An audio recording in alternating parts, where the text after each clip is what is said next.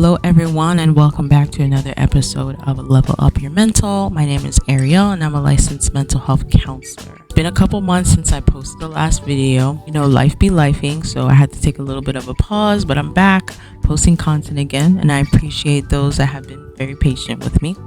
I wanted to continue on the content that I was doing before, where I basically just highlight celebrities that have spoken out about mental health, their challenges with it, and how they continue to be an advocate for it.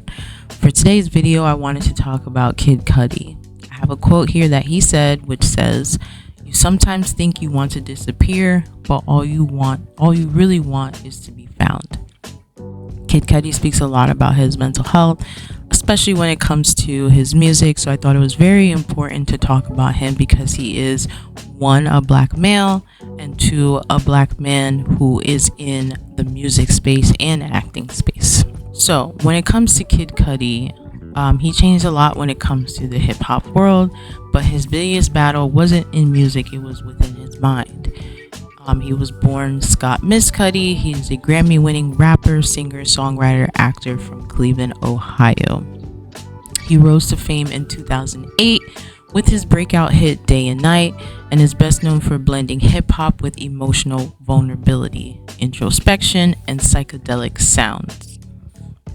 His debut album, Man on the Moon, The End of Day, became a cultural milestone for its raw exploration of mental health, loneliness, and self-discovery. Beyond music, Cudi acted in films, TV shows, and he's widely respected for breaking stigma around depression and anxiety, especially among men and in the hip-hop culture.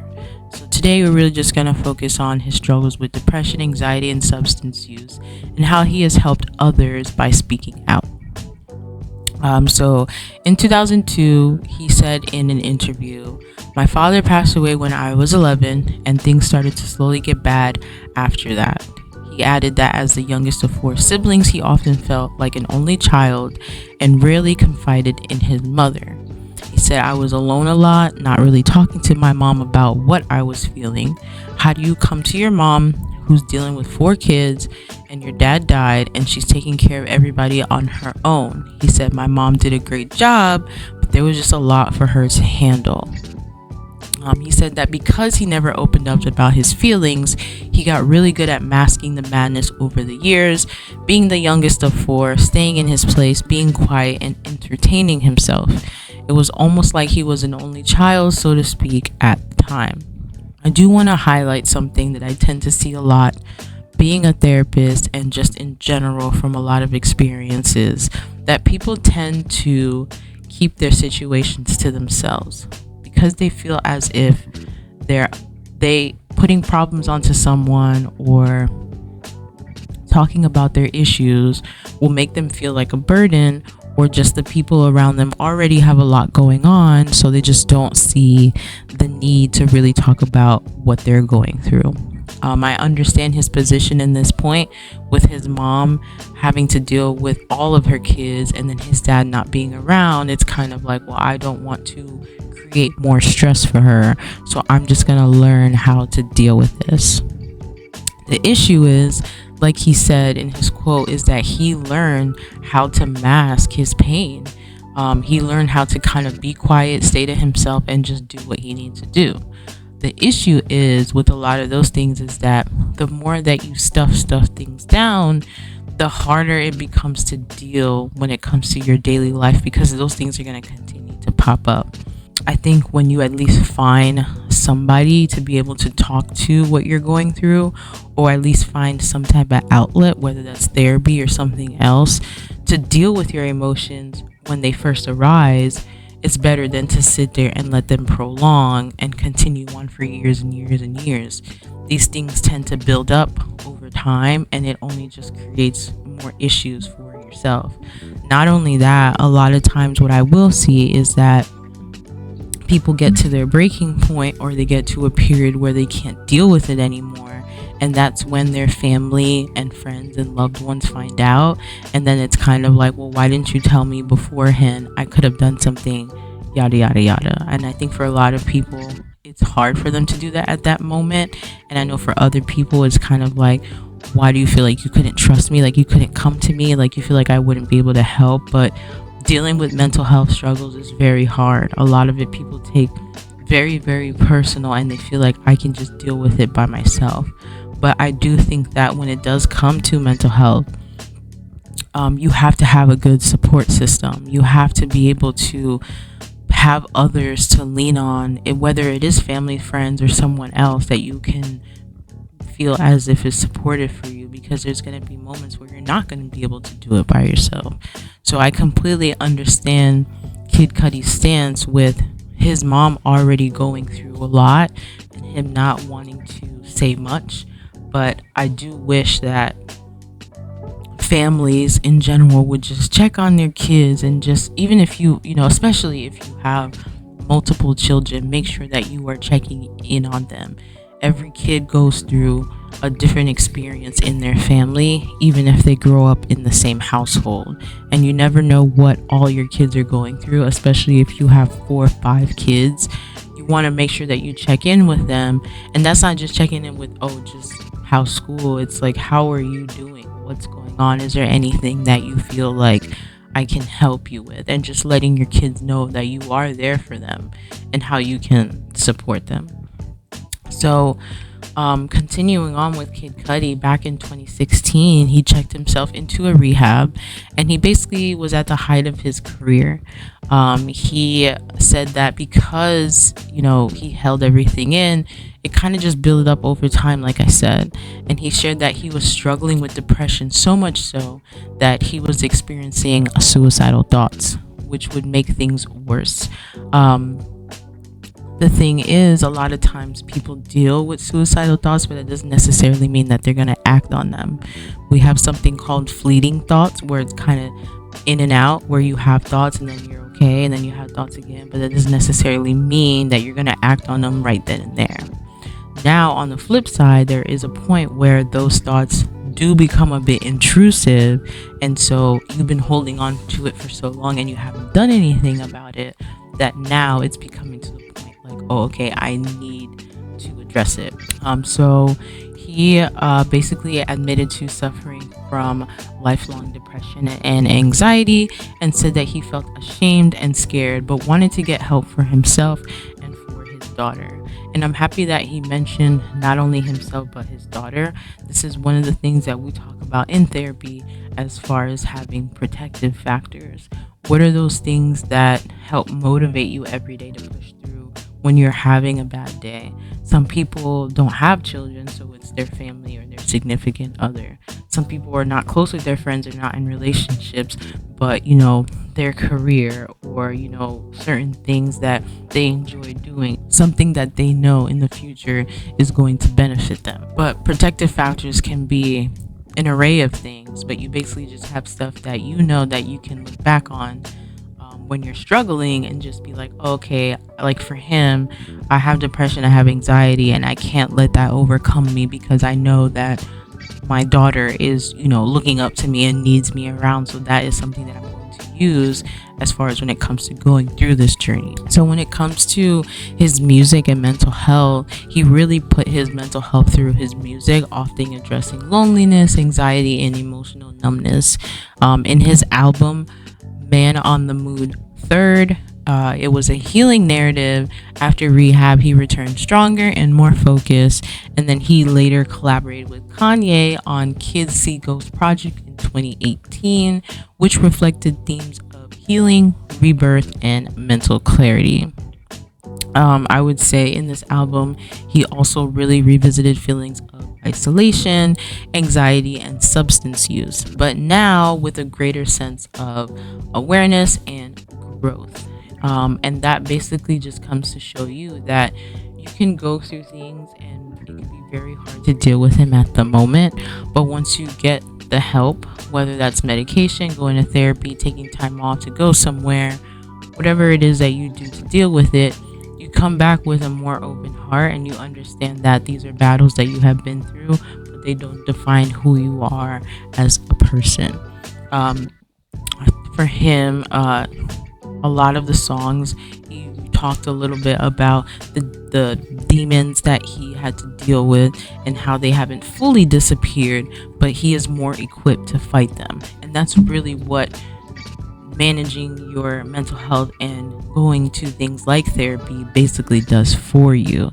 It doesn't teach you to completely eliminate everything that you've been through, because you could be dealing with depression right now, get medication, life is doing better, then all of a sudden something happens like a death or something like that, and it puts you right back in that place again. But the thing is, if you get help and you get whatever extra treatments that you need, you can use those things to be able to deal with them moving forward, so that you're not right back in that negative space, or at least in that space for a long period of time. So as far as with his music, he definitely normalizes emotional vulnerability for black men, especially black men that are in hip hop. He influenced a lot of artists like Travis Scott, Jaden Smith, Logic, and Lil Uzi to speak about their own mental health struggles, and he helped shift hip hop culture from glorifying toughness to embracing emotional vulnerability. And I think that that's very important, because growing up, and even now, I mean, I know now in this day and age a lot of people are very more open with their mental health, but back then people didn't really speak about mental health, especially men. It's not something that they want to talk about. They feel like it's something that makes them weak, something that makes them very open and vulnerable, and it's not something that they're used to. But I'm happy that now in this day and age, more people are talking about it, especially men that are in the hip hop culture, where, yeah, there is a lot of toughness and moving on and making sure that you stay strong for your family and things like that. But I think a lot of people tend to forget that you can't be strong for your family and others if you're not doing well mentally. Eventually, you're going to break down. And not only that, a lot of times, just like him, you are going to be masking your pain with substances, and that's only a temporary relief. A lot of times, even with those substances, the responses to those things that are happening tends to come out in a negative way, and it tends to come out to the people that you didn't expect it to, but because you haven't addressed it, you're projecting things to other people because you've been stuffing down all your emotions and all your feelings inside, and you just feel like, well, I'm doing fine, I'm making sure that I'm working and I'm doing all this other stuff, so none of that stuff matters. But it does matter. One thing I will always let people know, that if you don't address a lot of your mental health stuff, it does affect you medically. A lot of times stress can create more issues, high blood pressure. A lot of times people will get severe headaches, things like that. So you might not think that you're dealing with things because you're not verbalizing it, but subconsciously your body is still dealing with all of that stuff, especially if a lot of your issues is with family or friends or co-workers or people that you deal with on a regular basis. I'm sure a lot of those things get triggered time to time, and if you don't learn how to manage it, or to have coping skills and things to learn how to deal with those people until you're able to make a situation where you don't necessarily have to be around them, or at least around them all the time, it's gonna be very, very hard. So I'm happy that he's able to come out and speak about it, and I'm hoping that this helps more men that are not in the spotlight to get help, because it's not just about celebrities and them being able to have a platform. I think this is just all men in general and people in general, but especially black men, and showing other little black boys that it's okay. I mean, nobody's saying for you to cry every single day or to cry every time your feelings get hurt, but I do think it's important to address and say, I'm upset, I'm mad, I'm sad. If you need to cry it out for a little bit, you do. It doesn't necessarily mean that you have to stay there for days, but I don't think it's something to just gloss over and just move on as if nothing happened, because eventually it will come back up. So another thing that Kid Cudi did talk about is protecting his mental health when it comes to social media. He said that you can get online one morning, have a great day, the birds are chirping, you just had breakfast, you just worked out, everything is cool. Then you get on Twitter and you'll see some stuff that'll just rock your day. He said, it's that powerful. So sometimes I have to take a step back, give myself space, because I know at any given moment I can see something that could mess up my mood, which I think is another great point. We are on social media so much now. A lot of our stuff is technology based, but that doesn't necessarily mean that we have to be on there 24/7. It's okay to take a break. And when I say break, I mean you can take a 30-minute break, you can take an hour, you can take a whole day, a whole week, a whole month, whatever works for you to reset and not let what people are saying on there to impact you. We're also in a state, we're also in a place on social media where people are getting paid just by engagement and interaction. So a lot of people will say things on purpose to get people riled up, which they call rage bait, so that people can respond back, and they're going to get paid for that. They know that this type of topic or these type of statements get people upset, and a lot of people feel like they have to say something because they're not going to just allow this person to say whatever, and we're supposed to just move on. It is a challenging thing, and I do know that social media can be fun, but there is a lot of aspects of social media that can be very negative. And me myself, I tend to take breaks. I try to create hobbies for myself where I don't have anything to do with social media. A lot of video games, reading books, taking walks, watching good TV shows that have nothing to do with that, because sometimes it can just be a lot and it can be very overwhelming. And if you don't address it, it's just going to be very, very hard to deal with it. So I think he made a great point with being able to just make some space with social media. I'm not saying that you have to delete your stuff, but I do think that is important to take a break from it sometimes.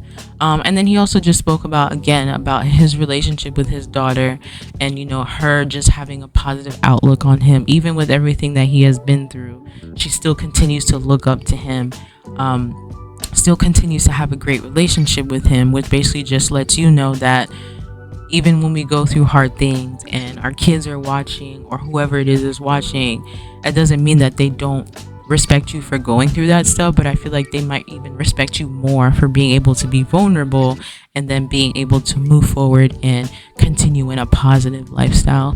So I appreciate Kid Cudi being able to come out and be open, and not only that, continuing to use his platform to be open. And I think that's something that has really resonated with a lot of young adults in this day and age, because we are in a stage where people are very advocate about mental health, and that's something that I'm very happy about. But I'm hoping that more celebrities, especially black men, will continue to talk about mental health and continue to be an advocate for it, to show people that it is okay to have these struggles, but not only that, but learn how to deal with them. So I appreciate you guys for watching this video. I will continue to put the content out there. Please let me know what other topics you would like for me to talk about, and I will see you guys in the next video. Bye.